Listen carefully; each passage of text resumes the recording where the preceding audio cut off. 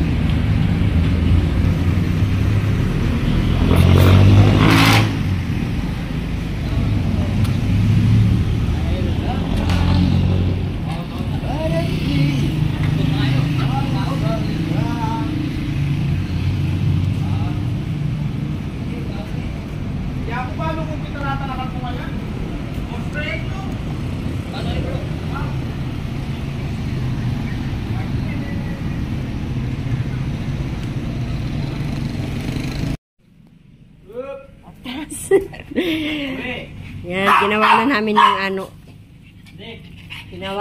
ng garahe ang tindahan. Matrasan ka, nak? Hawa dyan, bang? Ginawa na.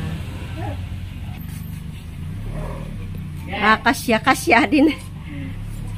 Come, again, come. There.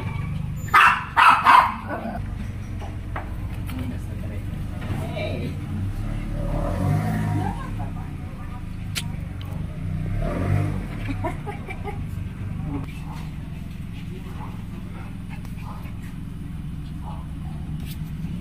Lagyan na niya naman.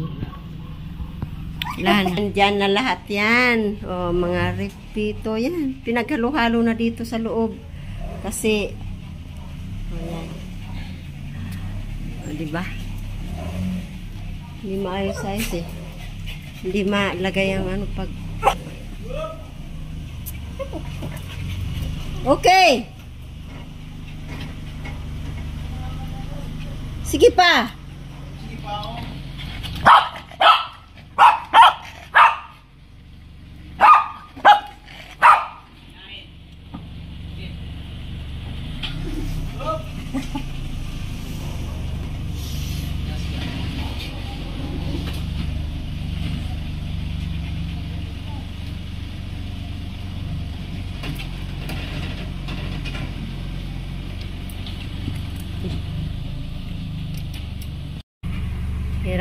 Pahirapan siya.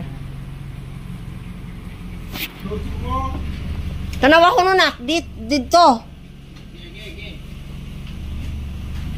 Close masyado, dili.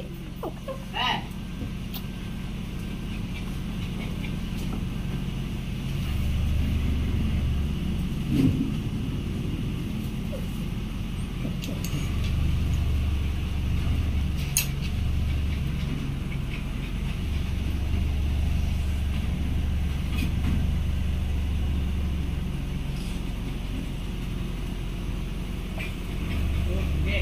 Yeah.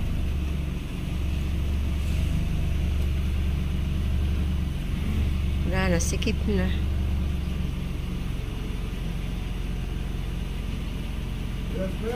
Yes!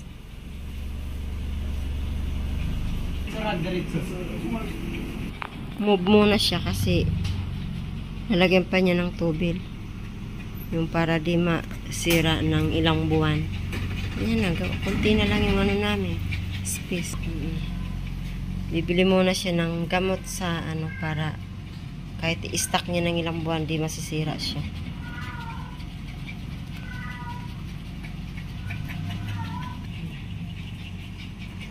So, kapag sampay, yan, kailangan na yun, hindi na masampay dyan.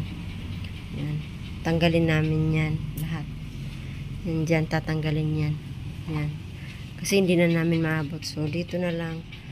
Yung ibang dito nakalagay yung dito na ako magtitinda sa loob ng yellow. Kaya na talaga niya dito. Kaya wala na akong pagtindahan. Ayan na siya.